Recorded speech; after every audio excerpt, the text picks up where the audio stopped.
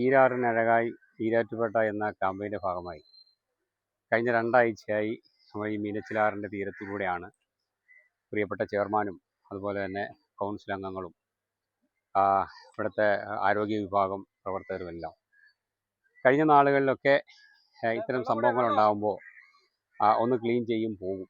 അതിനപ്പുറത്തേക്ക് follow up ഒന്നുമില്ല. ഈ കഴിഞ്ഞ മഴയിലും കുത്തി ഒലിച്ചു വന്ന മാലിന്യം കണ്ടപ്പോൾ ഇതിൻ്റെ ഉറവിടം എവിടെ നിന്നാണെന്ന് നമ്മൾ അന്വേഷിക്കുകയുണ്ടായി. ആ യാത്രയിലാണ് നമുക്ക് മനസ്സിലാകുന്നത് അഹമ്മദ് കുരിക്കൻ നഗർ മുതൽ, അതായത് പ്രൈവറ്റ് ബസ് സ്റ്റാൻഡിൻ്റെ അപ്പുറം വരെയുള്ള ഈ പറയുന്ന കൂറ്റൻ ബിൽഡിങ്ങുകളിൽ താമസിക്കുന്ന ആയിരക്കണക്കിന് ഇതര സംസ്ഥാന തൊഴിലാളികളായ ആൾക്കാർ അവരുടെ ഭക്ഷണ വേസ്റ്റ് ഉൾപ്പെടെയുള്ള സാധനങ്ങൾ ആറ്റിലേക്കാണ് തള്ളുന്നതെന്ന് കാണാൻ കഴിയും. 2ാം ഘട്ട ശുചീകരണം ആദ്യം ഇവിടുത്തെ ഈ സന്നദ്ധ പ്രവർത്തകരെ കൊണ്ട് ആറ് ക്ലീൻ ചെയ്യിച്ചു. പിറ്റേ ദിവസം നോക്കുമ്പോൾ പിറ്റേന്നും അതുപോലെ തന്നെ ഇവിടെ ഈ മാലിന്യങ്ങൾ അടിഞ്ഞു കൂടിക്കൊണ്ടിരിക്കുകയാണ്. അപ്പോൾ നമ്മൾ തീരുമാനിച്ചു, ഇനി ഒരു കാരണവശാലും ഈരാറ്റുപേട്ടയിലെ സന്നദ്ധ പ്രവർത്തകരെ കൊണ്ട് ഈ ആറ് ക്ലീൻ ചെയ്യിക്കുന്നില്ല, മറിച്ച് ആരാണോ ഇട്ടത് അവരെ കൊണ്ട് തന്നെ ഈ മാലിന്യങ്ങൾ ക്ലീൻ ചെയ്യിക്കാനുള്ള നടപടിയിലേക്ക് നീങ്ങുകയാണ്.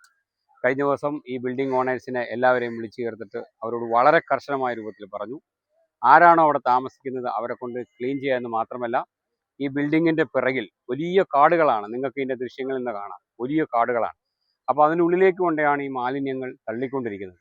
പക്ഷേ കുത്തി ഒലിച്ചു വരുന്ന മഴയിൽ ഈ കാടിനിടയിൽ കൂടി കയറി വരുന്ന വെള്ളമാണ് ഈ ആറ്റിലേക്ക് മാലിന്യങ്ങൾ കൊണ്ടുവരുന്നത്.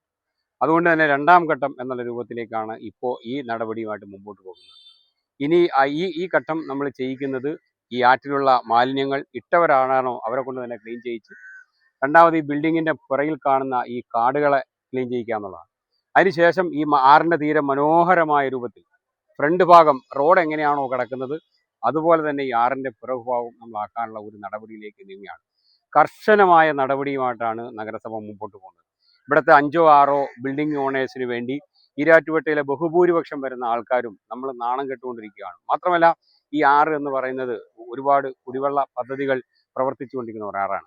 അതുകൊണ്ട് തന്നെ ഇത് കേവലം എന്തെങ്കിലും ഒരു വൈകാരികമായ ഒരു അന്തരീക്ഷത്തിൽ ഇറങ്ങിയതല്ല, മറിച്ച് ഈരാറ്റുപേട്ടയിലെ നഗരസഭാ ചെയർമാൻ, ഇവിടുത്തെ ആരോഗ്യ സ്റ്റാൻഡിംഗ് കമ്മിറ്റി ചെയർപേഴ്സൺ, അതുപോലെ തന്നെ അതിൻ്റെ അംഗങ്ങൾ, മാത്രമല്ല നഗരസഭ ഉദ്യോഗസ്ഥർ, ഇവിടുത്തെ ഏറ്റവും ഈരാറ്റുപേട്ടയിലെ ബ്രാൻഡ് അംബാസിഡർമാരായ ഈരാറ്റുപേട്ടയിലെ സന്നദ്ധ സംഘടനകൾ, ടീം നന്മക്കൂട്ടം, അതുപോലെ റെസ്ക്യൂ ഫോഴ്സ്, അതുപോലെ തന്നെ എമർജൻസി, വാക്കേഴ്സ് ക്ലബ്ബ് അടങ്ങുന്ന എല്ലാ സന്നദ്ധ പ്രവർത്തകരും ഈ ഒരു യജ്ഞത്തിൽ അവരെല്ലാം സജീവമായി പ്രവർത്തിച്ചുകൊണ്ടിരിക്കുകയാണ്. അതുകൊണ്ട് തന്നെ ഇതൊരു നാടിൻ്റെ വികാരമായി ജനങ്ങൾ ഏറ്റെടുത്തിരിക്കുകയാണ്. നഗരസഭയുടെ നിർദ്ദേശം അനുസരിച്ച് പോകാത്ത ഒരു ബിൽഡിങ്ങുകളെയും അവരുടെ ബിൽഡിങ്ങിൻ്റെ പ്രവർത്തനാനുമതി തന്നെ തടയുമെന്നാണ് ഉത്തരവാദപ്പെട്ട സെക്രട്ടറി ഉൾപ്പെടെയുള്ള ആൾക്കാർ പറഞ്ഞിരിക്കുന്നത്.